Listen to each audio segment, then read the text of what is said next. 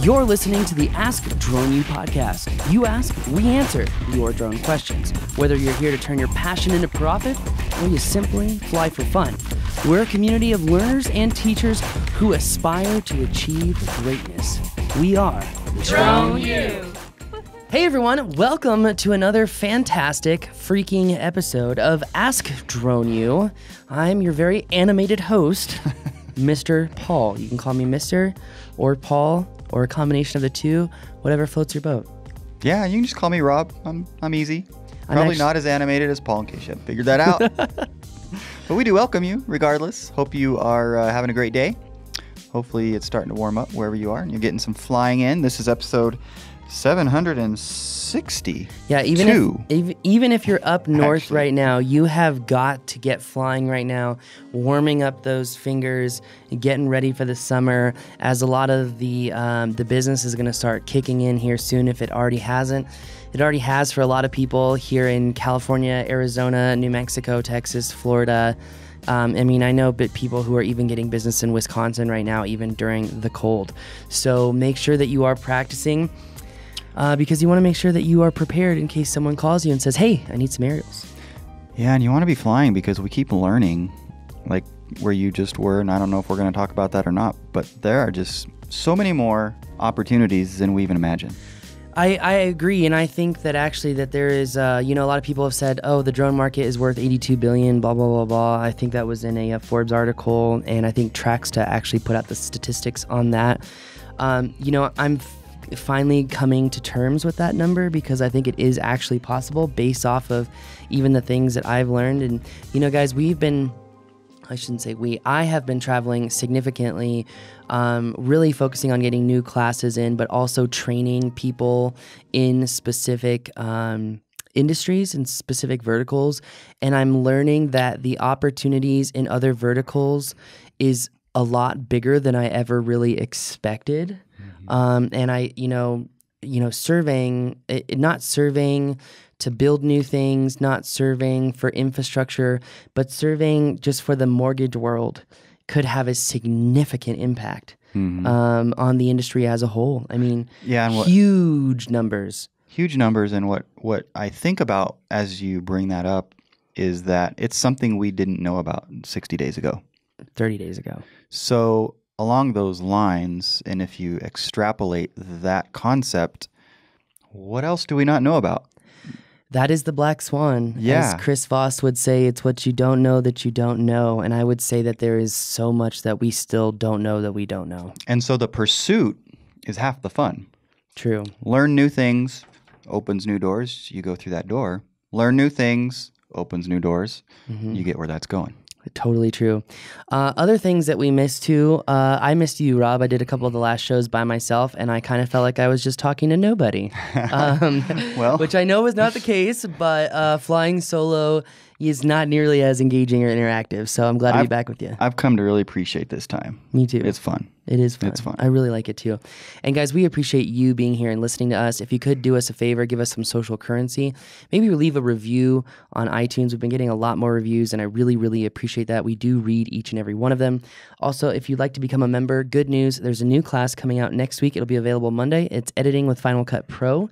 And it goes over some of the new cameras too, and setting up your cameras before you go flying, and organizing your media and editing your media. If you delegate a lot of your footage out, I would still recommend taking this class. It is free to all members, so if you're already a Drone U member, good news, you're going to have access to it instantaneously when it becomes available on Monday. But I will say that I think, again, if you're delegating work out, you need to have a really solid understanding of editing. And if you don't, taking this class could potentially save you a lot of money in delegating your editing out. And I will say that even here at Drone U, with how many editors we have made some significant errors in delegating out editing. And, I'm going to give the example of, I'm not going to say who or what, because obviously they listen to the show, but there is one particular editor where we go through and we review a video and we give them 30 things to change, and they come back with 12 things done. We get billed for that time. and then they bill for more time and still don't change the original 30 things that we mentioned, and we get billed and billed and billed and billed. And finally, I've just been like, look, unless you do all of these 30 things, I don't want anything back until you give me these 30 things, and I'm not going to pay your bills until I get these 30 things done, and they're done right the first time. Otherwise, you're wasting your time, mine, and we're just going to move on to a new editor. And with considering how many editors there are and how many good editors there are out in the world, there's just no point in wasting your time. Literally, yeah, the world. But I agree that the more you know about the subject that you're having somebody else do, or the work that you're having somebody else do, i.e. editing, the better you're going to be able to control the editing that they actually do. Exactly. And this course will help you do that. And by the way, this editing course looks really good. Like it's extremely well produced. And I'm very grateful for John Elliott teaching that class. Very good grateful. Job, John. It looks great. It does. It really does. Also really grateful for Joel, our executive producer here at Drone U. Very, very happy with it. And also appreciate all the editing that went into it as well. So guys, thank you very much. But before we go into too much, we're going to really talk about the Mavic Air. And I've now had some significant time with the Mavic Air. That is, our question will be discussing the Mavic Air.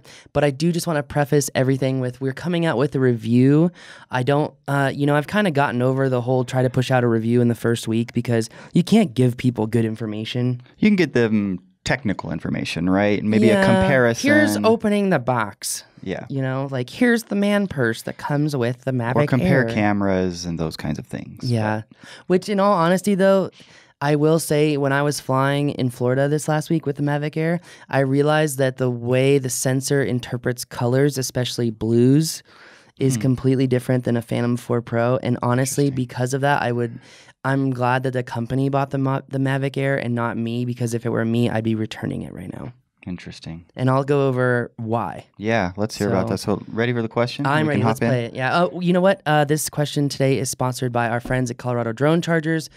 Check them out, coloradodronechargers.com. If you need to charge multiple batteries in the field where you do actually have a power outlet, I think that they build the best chargers that simultaneously charge up to 4 batteries at once. That's an important term, simultaneously, because you can buy a quad charger from DJI for a lot of drones, but it does not simultaneously charge batteries. It charges batteries sequentially. So meaning one battery, then when it's done, the next one. Colorado Drone Chargers, if you're like me and you fly a lot and you're flying all day long in specific areas, they're going to give you what you need. Use discount code DRONEU8 to save, I want to say it's 8% or 10% on everything that they offer. So check it out. Also, if you are not a member of the Drone U community, which seems to be growing at a rate that I cannot even fathom as of right now, if you're not a member of that community, you have got to jump in. A lot of traditional drone schools and a lot of other drone schools on the internet will give you, one class, 2 classes for say $300, $400, $500. Well, at Drone U, you get all the classes. So that's going to be 28 classes. And next week it'll be 29. The week after that, it'll be 30 classes. We give you access to all those classes for one low monthly payment, because we know that your time is valuable. And we want to give you everything that we can to ensure that you're continually learning, as that is really the only way to succeed in the drone world, as it changes so fast. In addition to that, Drone U is taught in an experiential way, also by experienced pilots. It's a big difference from the other drone schools out there. In addition to that, a lot of the other drone schools, you just get what you get and that's it. You maybe ask a question, you get an answer later. Well, with Drone U, you've got the private online Drone U community, which is always there to help you out and constantly motivates and inspires each other.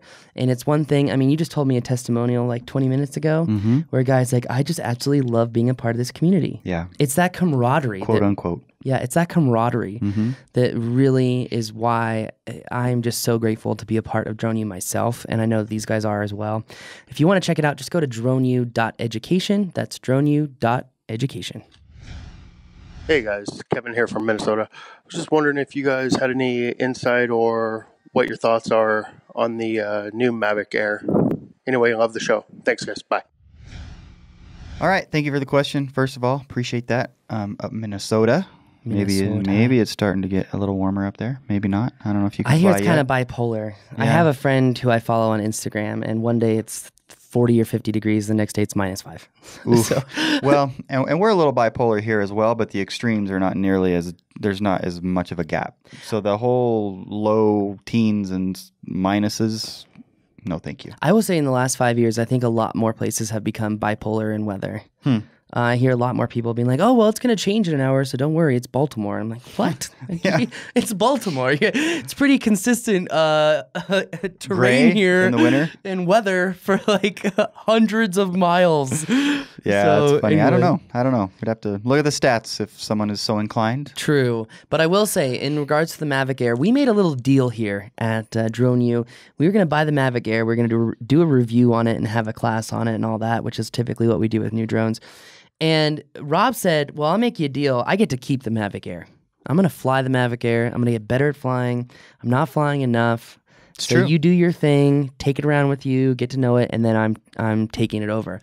And at first, I was like, oh no, I kind of want the Mavic Air for myself. Yeah, I could tell.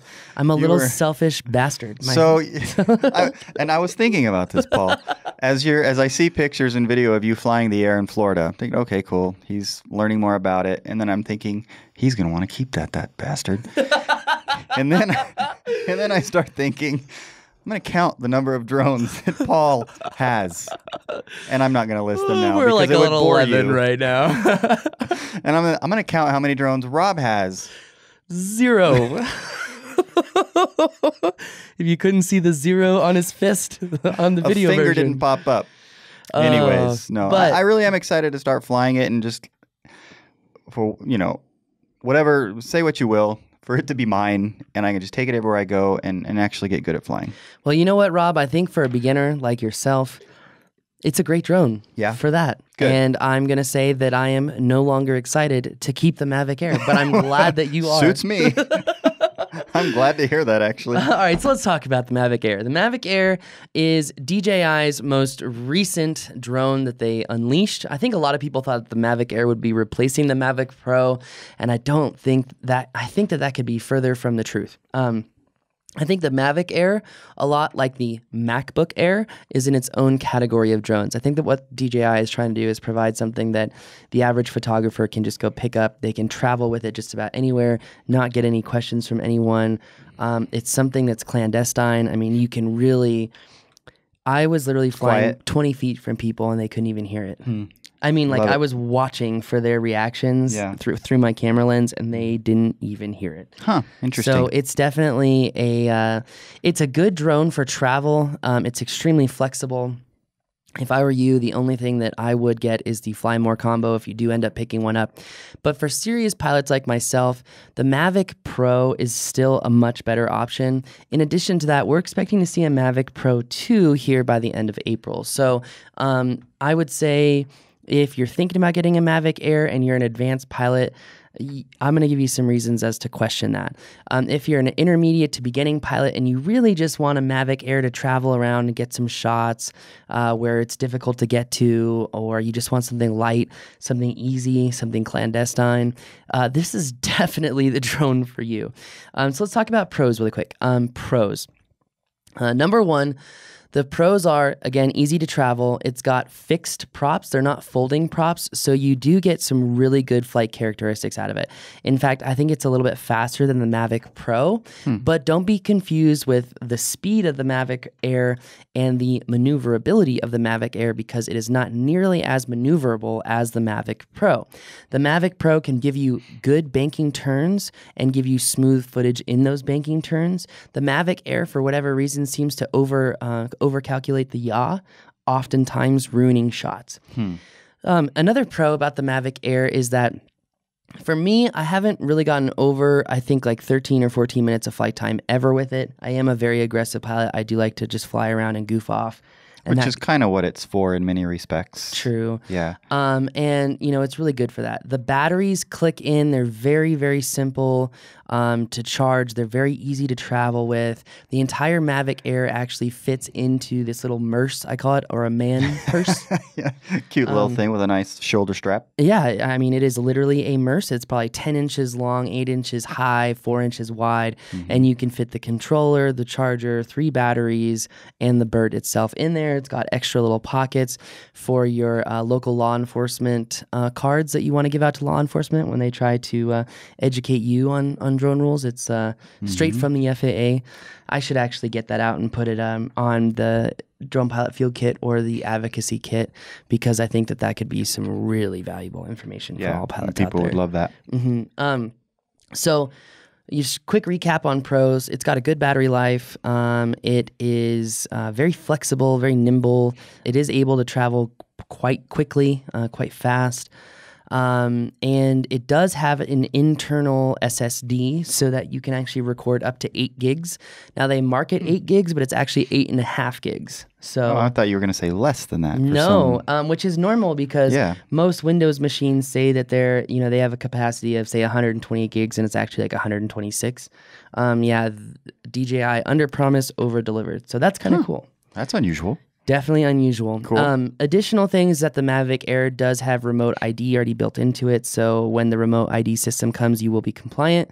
I'm trying to think about other pros. What about just the controller? Is it a decent controller? Is there anything to know about it? The controller is also different from the Mavic Pro. The Mavic Pro actually showcases telemetry data and information on the controller itself. The Mavic Air does not. But one thing I do like about the Mavic Air remote is that the battery lasts significantly longer than the Mavic Pro remote battery. Okay. So like, for example, I haven't charged the Mavic Air battery in over 2 weeks, and I have cycled almost 20 batteries in that time. Interesting. So, but now it needs a charge. So it's like I couldn't fly it right now if I wanted to. Okay. So let's talk about cons really quick, because there are actually a lot more cons. Well, hold on. Before we go into cons, let's talk about the camera. Camera is the exact same as the Mavic Pro, except for one little piece of information. The Mavic Pro can process imagery at up to 60 megabits per second, whereas the Mavic Air can process data at up to 100 megabits per second, giving you a really better bit rate. So you're getting more detail in your frames. You're getting more detail in your photos. But it's not a different sensor. It's, pretty much the same setup. It's about a 24 millimeter equivalent as far as field of view is concerned. It does shoot 4K 30, not 4K 60. So I'm always flying around in 2.7K because I like to film at 60 frames per second. Okay. You have a lot more flexibility with your footage if you want to slow it down, ramp it up, ramp it down. You got some bad yaw movement and you want to just slow it down to do some stuff. What about the gimbal? What about the gimbal? Is the gimbal fine? I mean, did you see any issues with the gimbal? No, the gimbal is not fine. So on that bombshell, let's move into the segue of cons for the drone. Cons for the drone. Biggest con, and the thing I hate the most, is that for whatever reason, when you're recording MP4 files, the SD card becomes corrupted and unusable or unreadable by a Mac computer. So I haven't switched over to .mov files. I thought I had, to be honest with you, because when I went out to the beach 2 days ago, I was like, MOV, why am I shooting MP4? I don't even use MP4. So MOV, and I still got MP4 files, and I still could not use the SD card in my computer. I actually had to plug in the Mavic Air via USB-C, not micro USB, USB-C into my computer. I had to go out and buy a cable because I couldn't find any of my SSD USB-C cables. So I had to go out and buy one, and I honestly hate USB-C. I know it's a great thing for speed. I know it's a great thing for data delivery, but I just haven't switched over yet. So it's just a little personal bias, and it made it a real to be able to get the footage off of the Mavic Air. Yeah. And the only way to access the SSD is plugging in the Mavic Air, and the only way to access the SD card is plugging it into the Mavic Air, plugging in the Mavic Air to your computer, and turning on the Mavic Air. So if you run out of batteries... you gotta wait for one to charge. Yes. Or put in a new one, I guess. Yes, which sucks. Yeah. Okay, another thing. It only has 2 flight modes. A lot of people don't know about this. A lot of people don't talk about it on YouTube, which is kind of a pain in the arse. So there's no attitude mode, so it's really hard to get smooth motions out of it. There's only GPS and sport mode, and the sport mode is nothing like the sport mode in the Mavic Pro. In the Mavic Pro... You're talking me out of the air, by the way. You asked for it. Go ahead. The Mavic, a lot of these nuances, though, I'm not sure that you would really care about. Well, the only reason I say that is because I want to learn to fly in attitude mode. But go ahead. Carry on. Well, see, that's a really good point for all of you listeners out there. Rob sees the value of attitude mode, and he doesn't even film. Right. That says a lot. Okay, so also, I can't hack the Mavic Air right now. I haven't tried with my old assistant to see if I can get into it.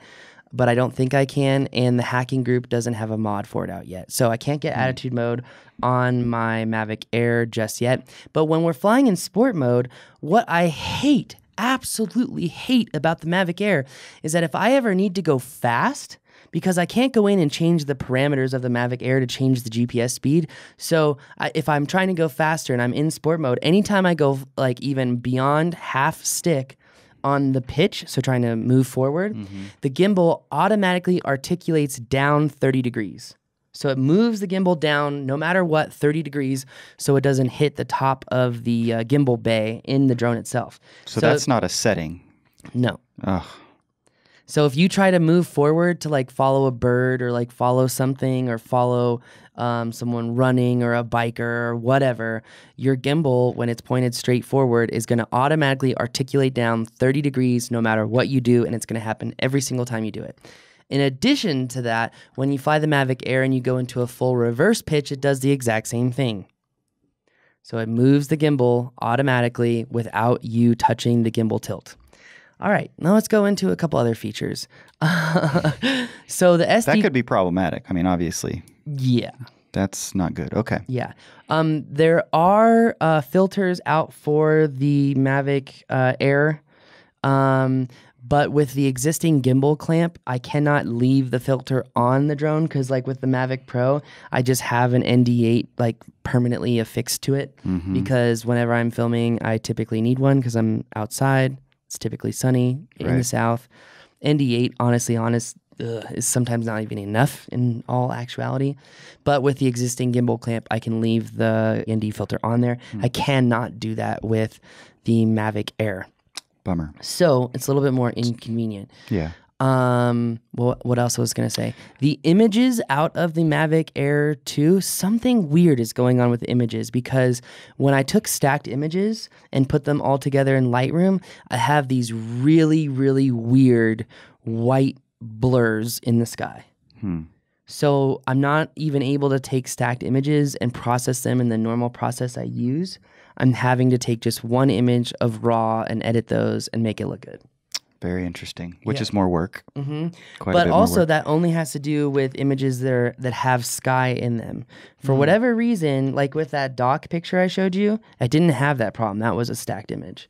Strange. So it is strange. So something about the light sky. Or the codec. Yeah, I don't know what it is. So back to the cons. In addition... this is just a personal thing. I hate having to turn the Mavic Air on from the bottom. Like I have to literally flip it upside down, turn it on, and then put it down. I just like to be able to put the drone down where it is, where I'm going to take off and go click, click, on. Makes sense. So it's just a little weird seems thing. Like something that they would have had figured out as far as design's concerned and not messed with. True. But, who knows what goes into making those kinds of decisions. In addition to that, when flying the Mavic Air versus flying the Phantom 4 Pro in Florida, I noticed that it read the color of blues differently between each drone. Now, obviously, they have different sensors, but you're just not getting the dynamic range that you get in a Phantom 4 Pro. And honestly, I think the Mavic Pro as well. I don't know what codec they use on the Mavic Pro, but I'm so happy that my Mavic Pro is hacked, that it's an older firmware, because I still have that super crispy live stream. And I love the codec of how it reads colors. So personally, Mavic Pro all the way for me. So maybe we should send back the Air and get another Mavic Pro. Well, the Mavic Pro 2, I believe, is coming out at NAB. So we'll see. But that being said... We'll be in touch, Peter. In addition, the Mavic Air does not have OcuSync, and the Mavic Pro does. So you really only get like 1,200 feet, 1,500 feet tops of distance. And if you're flying with your friends, the drones interfere with the signal so much, it's ridiculous. It's running off of a Wi-Fi protocol, and I hate it. I mean, literally, there were times where I had no signal, and the drone was like 100 feet from me. I am no longer excited to get this drone. Well, I mean, like DJI normally puts out really solid product, but there's just so many damn glitches in this thing. I'm just like, no.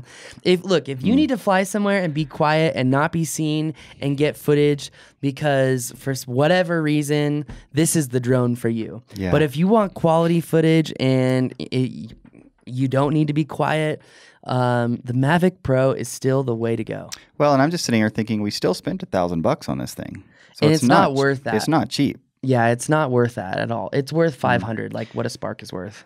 What about features like obstacle avoidance, follow me? Does it have any of that stuff? It does have follow me. It has the Spotlight Pro. It has Spotlight Pro, which is really cool. I haven't used it though. I don't really care. I was curious. Yeah, for the listeners, they might. It does wonder. have intelligent flight modes on it. Okay. But yeah, I don't know. I never really use those. Yeah, it's not your thing. As far as the obstacle avoidance, it does work really good. What I do like about the Mavic Air is that you can literally crash it into anything and it'll be fine. Yeah, it's tough. It's really tough. It's So built really well. But then again, that's it's good. built for an intermediate to beginner pilot. Yeah. They crash a lot. Right. You need a drone that's freaking durable. Like, Yeah. it makes sense. Okay, so I'm back in. This is a roller coaster ride here with you I'm today, just Paul. well, like after like really flying it and getting a sense, I need to have all this information in my review because the reviews out there are just so misleading. So they're very, very, very misleading. And it goes back to Stephen Hawking saying the greatest threat to knowledge is the illusion of knowledge, and YouTube is full of illusions of knowledge. Well, I think the challenge or the problem is that people want to be one of the first ones to get their review out, so they fly it a little bit, they look at the specs, and then they go do a review. But what's really helpful is to have somebody who can fly like you go spend some time with it. Fly it. Yeah. See the images, see the video, see what the quirks are, and then do a full review. And so it takes a little bit longer, but it's also a lot more valuable. I agree. So- Well, before we go into too long of a rant, I would say if you are like me, you fly a lot, you own a business, you're flying significantly, the Mavic Air is probably a waste of money. I would get a refurbished Mavic Pro, downgrade the firmware, get attitude mode, hack it, and the amount of flexibility is insane. So Mavic Pro for me, if you're a new pilot, you need something durable, something clandestine, something sneaky, but you're not going to be a weirdo and a creep about it, Mavic Air is for you. Yeah. So All right. and don't be a creep out there. If you guys see people being creeps, don't be creeps. That's right. Yeah. Anyway, Well that's said. going to do it for us today. If you have a question, go to askdroneyou.com. And again, if you appreciate the information you hear here, please leave us a review. And please share the episode with someone who you know, as the more we can educate the people who fly drones, the better off the industry as a whole. So thank you very much, guys. Really appreciate it. My name is Paul. I'm Rob. This is Ask Drone You.